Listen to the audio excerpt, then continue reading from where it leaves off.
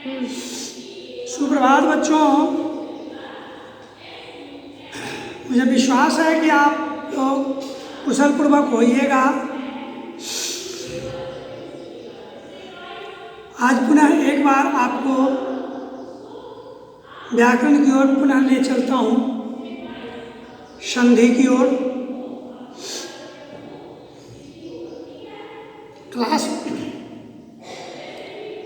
Class में अगर मेरे समक्ष आप उपस्थित होते तो मुझे मालूम होता कि मेरी पढ़ाई से आप कहाँ तक संतुष्ट हैं या कितना सीखे। कुछ वर्क देते, कुछ यहाँ क्लास में बनवाते हैं, उससे हमें पता चल जाता है। लेकिन आप तो हमसे दूर हैं, ऑनलाइन पढ़ाई हो रही है, आपसे हम फेस टू फेस बात भी नहीं कर सकते हैं। आपको क्या प्रॉब्लम है, परेशानी है,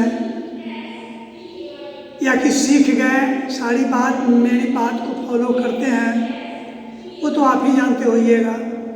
इसीलिए मैं इस प्रकरण को थोड़ा लंबा खींच रहा हूँ। एक दिन में नहीं सीखोगे, 2 दिन में, 2 दिन में नहीं सीखोगे, 4 दिन में, 4 दिन में नहीं सीखोगे, एक सप्ताह में नहीं सीखोगे तो महीना में सीखोगे। वही कंटिन्यू चलाता रहूँगा। तो कल मैंने आपको संधि, स्वर संधि तो आप लोग सीख ही गए होइएगा। व्यंजन संधि के बारे में बतलाए थे कि व्यंजन संधि के भी कुछ नियम होते हैं, और वो नियम शायद कल मैं आपको बताया भी था। पुनः एक बार मैं उसी नियम को आपके बीच रख रहा हूँ। व्यंजन संधि होता है कि जब व्यंजन से स्वर या व्यंजन की संधि होती है तो उसे व्यंजन संधि कहते हैं। यहाँ जो है व्यंजन संधि का सबसे पहला नियम ये कहता है कि क वर्ग, क, च, ट, त, प के बाद यदि कोई स्वर हो, या किसी भी वर्ग का तीसरा या चौथा वर्ण हो, या य, र और व हो। फिर एक बार सुन लीजिए, क, च, ट, त, प के बाद कोई स्वर आवे, या किसी वर्ग का तीसरा या चौथा वर्ण आवे, या य, र और वो आवे, तो ये चेंज हो जाता है उसी वर्ग के तीसरे वर्ण में चेंज हो जाता है। अब आपको संधि विच्छेद में संधि विच्छेद किसी शब्द का करने के लिए देगा, तो शब्द का जो करने के लिए देगा, जैसे देखिए वागीश है, तो वागीश का संधि विच्छेद करने के लिए देगा। तो यहाँ आई ग है, ग किस वर्ग का है, क वर्ग का है, तो यहाँ क दे दीजिए। वाक, धन ईश वागीश, क्योंकि क के बाद स्वर है, तो क के बाद जब ये स्वर हो तो इसी वर्ग का तीसरा वर्ण बन जाता है। तो क का तीसरा वर्ण होगा ग। इसीलिए वाक, धन ईश वागीश हुआ। समझ गए? अगर ये आपको दिया है तो कहेगा संधि बनाने के लिए, तो क देखिए और ई देखिए, क का तीसरा तीसरा वर्ण लगा दीजिए तो ग हो जाएगा वाग जोड़ ईस वागीस, तो आप वागीस लिख सकते हैं। अगर आपको वागीस का संधि विच्छेद करने के लिए कहेगा तो ग तीसरा वर्ण है, उसका उसी वर्ग का पहला वर्ण जो होगा वही लिखा जाएगा, तो वाग धन ईस वागीस। ठीक है। अब जैसे उद्वेग है, उद्वेग उद्वेग, तो उद और वेग होता है, तो द किसका है, किस वर्ग का है तीसरा वर्ण द, तो वर्ग का तीसरा वर्ण है द, तो द को हटा करके तो लग जाएगा संधि विच्छेद करने के दौरान। उद्धान वेग उद्वेग हो गया, क्योंकि त और वो य र वो बोले थे ना लगाओ, तो क्या हो जाता है, इधर वाला का तीसरा वर्ण हो जाता है उद्वेग, तो द हो गया तो उद्वेग हो गया।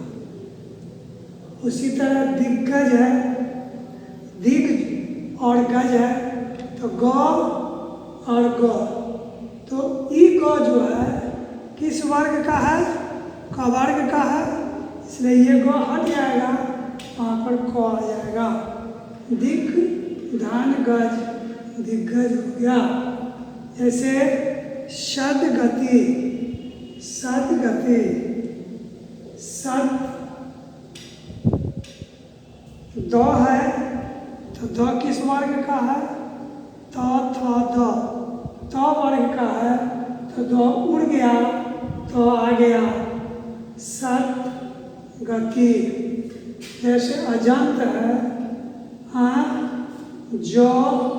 जो किस वर्ग का है, च वर्ग का है, तो जो हट गया छ आ गया, अच जोड़ अंत, आधा अच जोड़ अंत, अजंत, समझे कि नहीं। तो इसमें च में हलंत लिखना पड़ेगा, समझा कि नहीं। तो ये व्यंजन संधि का पहला नियम है।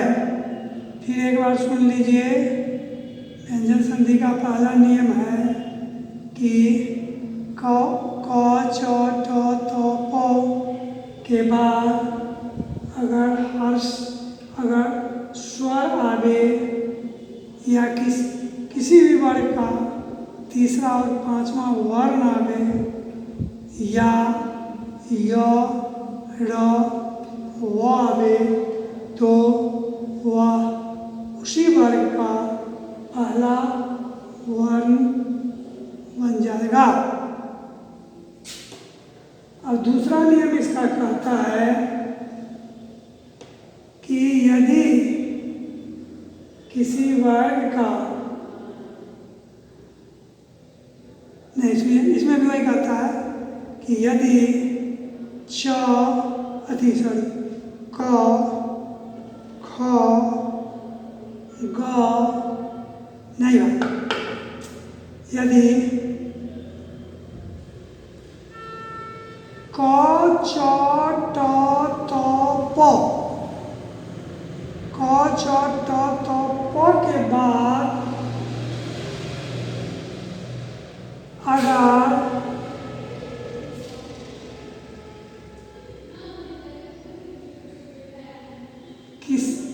किसी भी वर्ग का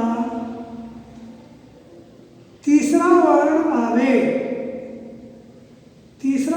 आवे तो ये क हट जाएगा, तो हट जाएगा, और इसी का पांचवा वर्ण लिखा जाएगा।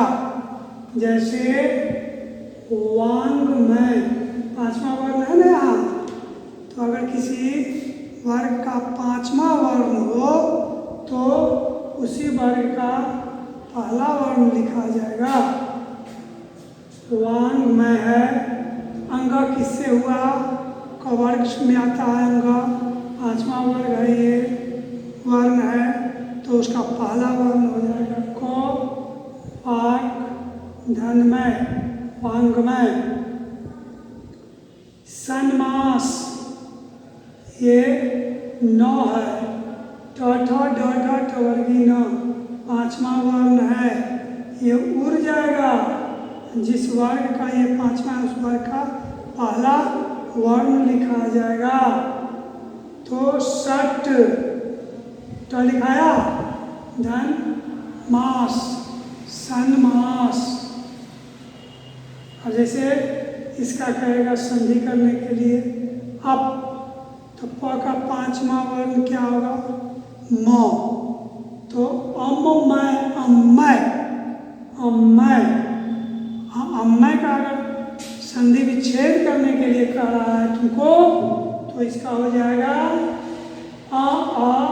म को हटा देना है, प फ ब भ म 5वां वर्ण है तो पहला वर्ण लिखा जाएगा अप धनमय। उसी तरह जगन्नाथ है तो जगन्नाथ का संधि विच्छेद करेगा करने के लिए तो न जो है जगन्नाथ, जगन्नाथ न जो है थ थ द ध न, ये तो वर्ग का है, ये 5वां वर्ग तो इसका तो हो जाएगा, ये हटके जगत धन नाथ, जगन्नाथ। समझ गए? तो व्यंजन संधि के पहला नियम के आधार पर मैं ये 5 को बताया। दूसरा नियम के आधार पर मैं आपको ये 2 बतलाया। तीसरा नियम इसका कहता है कि यदि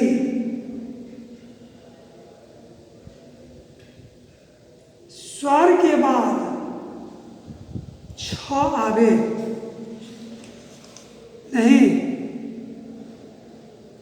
स्वर के बाद कोई छ आवे अर्थात छ के पहले कोई स्वर आवे तो इसको ऐसे भी कह सकते हैं कि किसी भी स्वर के बाद अगर छ आवे तो वही छ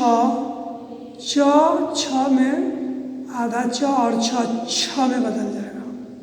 जैसे एक उदाहरण मैं पिछले क्लास के बच्चे को बतलाया हूँ, विच्छेद। ई आया ना, ई है स्वर और छ आया, स्वर और छ के बाद विच्छेद आया, स्वर और छ के बाद।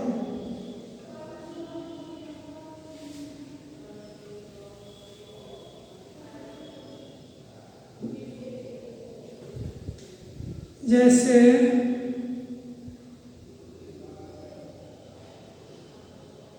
और छ,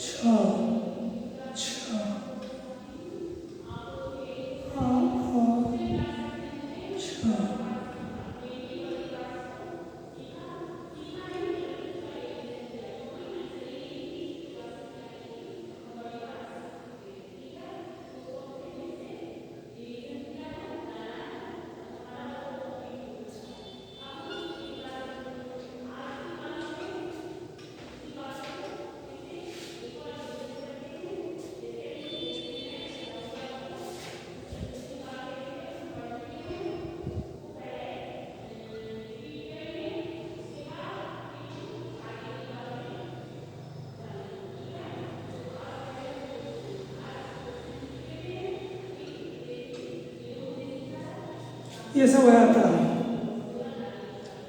तो विच्छेद में विधान छेद, ई और छ मिलकर के छ आ गया छेद। ये तीसरा नियम है। छत्रछाया,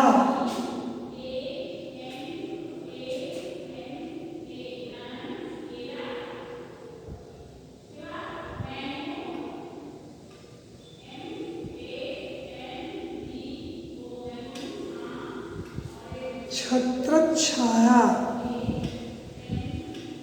इसका हो गया छत्रछाया। इसका कैसे बनाइएगा? त्रो में ओ आया,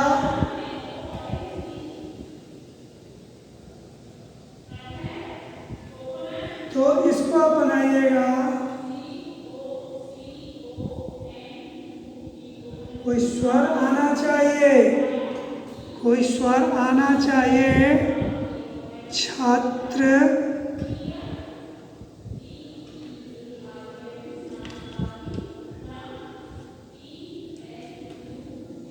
त्रो में भी तो ओ आता है, इसको कीजिए छात्र धन छाया, ओ अच्छा मिलकर के छा हो गया, छाया, छत्र छाया, छत्रछाया, क्या हुआ? छत्रछाया। ये हो गया तीसरा नियम। तो तीसरा नियम का हम यहाँ विच्छेद का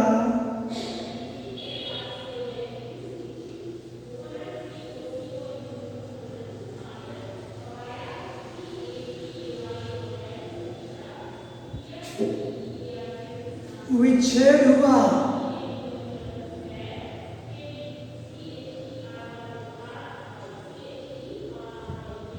इसका होगा विधान छेद, विच्छेद, छत्रछाया, इसका हो जाएगा छत्र धन छाया, छत्र धन छाया, छत्रछाया। नहीं, और भी इस तरह का आपको मिले चौछा वाला तो आप बनाइएगा।